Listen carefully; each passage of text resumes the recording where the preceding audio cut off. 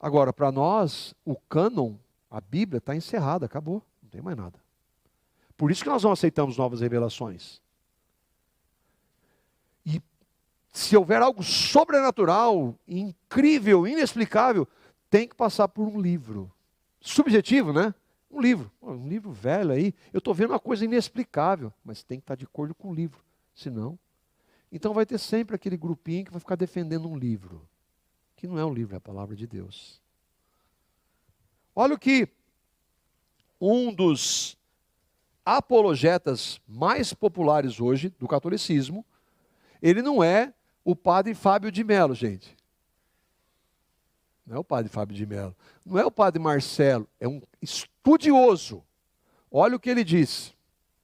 Padre Paulo Ricardo. Quem já ouviu falar dele? E quem falou que tem que estar escrito na Bíblia? Que bobagem é essa? Que absurdo. Nós, para crermos em algo, não precisamos crer porque está na Bíblia. Precisamos crer porque está na fé dos apóstolos. Bom, mas a fé dos apóstolos não está na Escritura? Está. Mas o Papa é o apóstolo.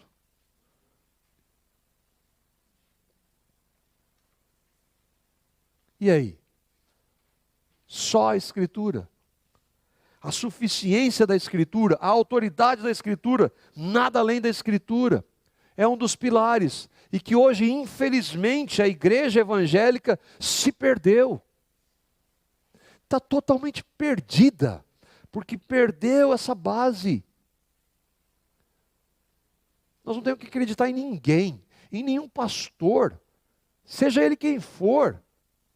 Nós vimos de homens que eram reputados como pregadores da palavra que apostataram. A nossa base nunca pode estar em um homem. É a palavra somente. Somente a Escritura.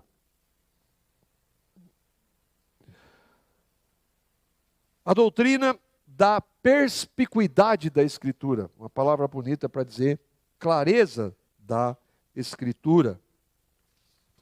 Por que a Bíblia é clara? Porque ela diz que é, e ela é, para quem tem o Espírito Santo de Deus.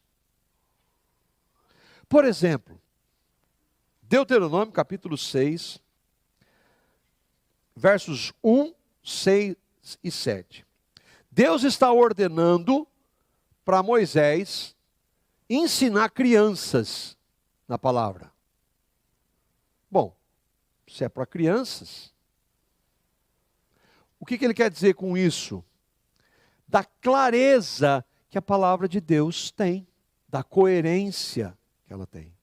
Olha o que diz Deuteronômio capítulo 6, versos 1, versos 6 e 7.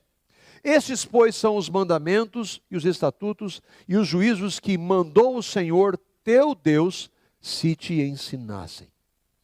Aí ele vai dizer, estas palavras que hoje te ordeno estarão no teu coração.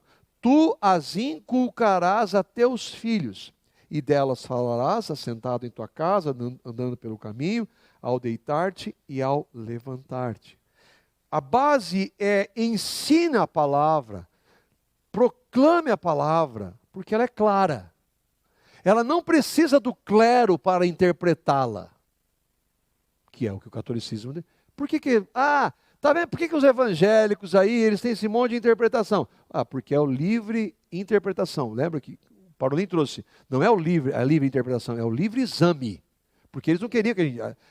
o catolicismo, o padre Paulo Ricardo disse que foi o catolicismo que trouxe a Bíblia para o povo.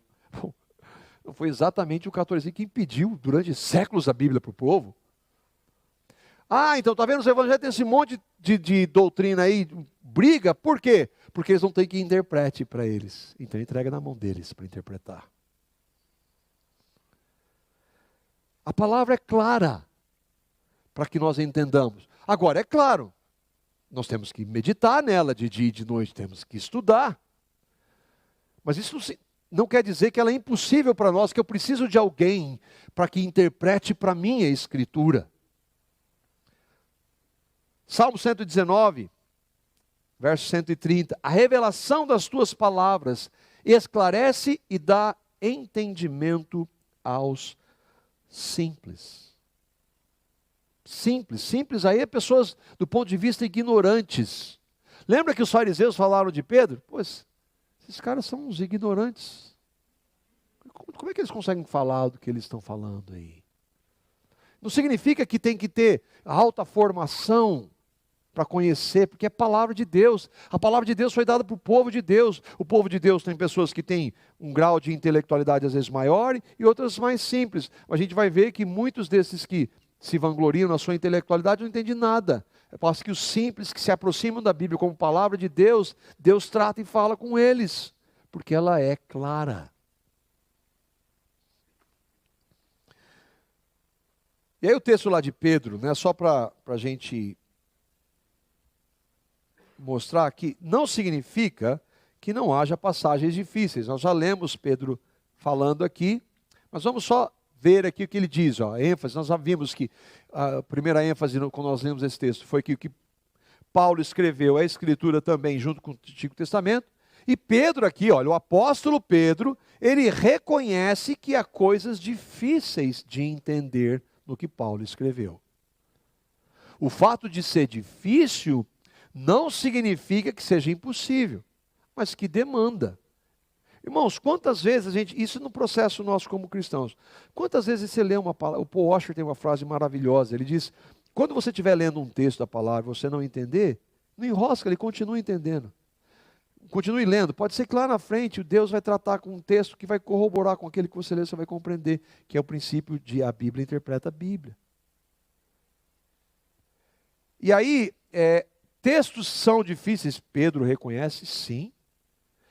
Essa dificuldade não necessariamente significa que sejam difíceis de entender, mas que sejam difíceis de compreender.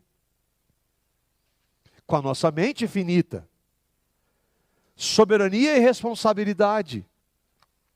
Ah, é facinho. É. São verdades? Sim. Irmãos, a realidade do inferno é muito difícil de entender.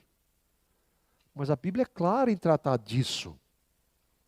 Então não significa, não, isso é só para os eruditos, só para os grandes estudiosos. É claro que a palavra também diz que aquele que ensina, haja dedicação.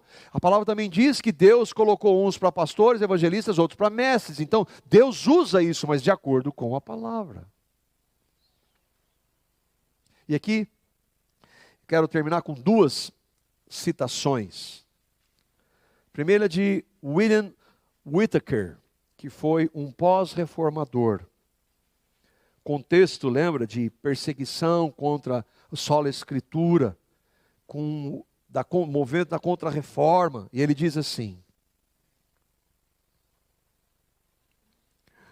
se Cristo defendeu-se de Satanás fazendo uso das Escrituras, quanto mais nós precisamos das Escrituras contra o mesmo inimigo.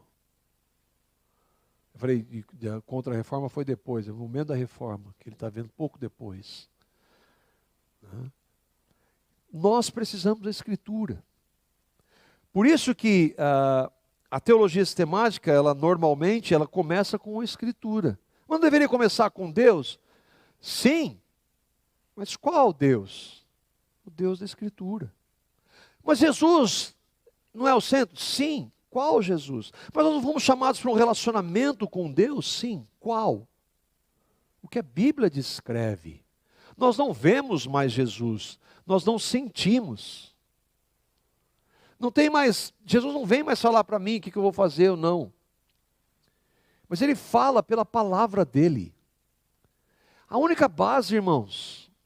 E se nós perdermos essa base, a Escritura acabou a igreja, não tem mais sentido. Nós temos que ser, irmãos, radicais no solo Escritura. Paulo diz que nós não devemos ir além do que está escrito. Temos que ser cuidadosos, e um dos pontos que a gente vai trabalhar também, a questão da exposição da Escritura, de estudar a palavra, de expor a palavra, e deixar a palavra falar, e não trazer a nossa mente que imaculada, com as nossas elocubrações, com a nossa filosofia, mas a palavra de Deus. Estudar a palavra, meditar na palavra.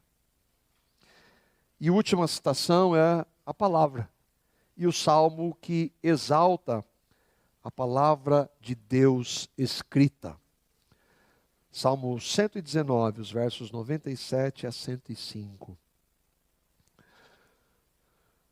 Como amo a tua lei. E a lei, o contexto aqui é a palavra, né? A lei, só o Pentateuco. Como amo a tua lei. É minha meditação todo dia. Os teus mandamentos me fazem mais sábio que os meus inimigos, porque aqueles eu os tenho sempre comigo.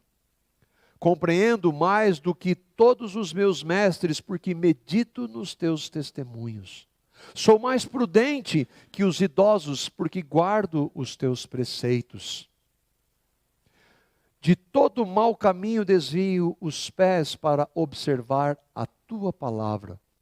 Não me aparto dos teus juízos, pois tu me ensinas. Quão doces são as tuas palavras ao meu paladar, mais que o mel à minha boca.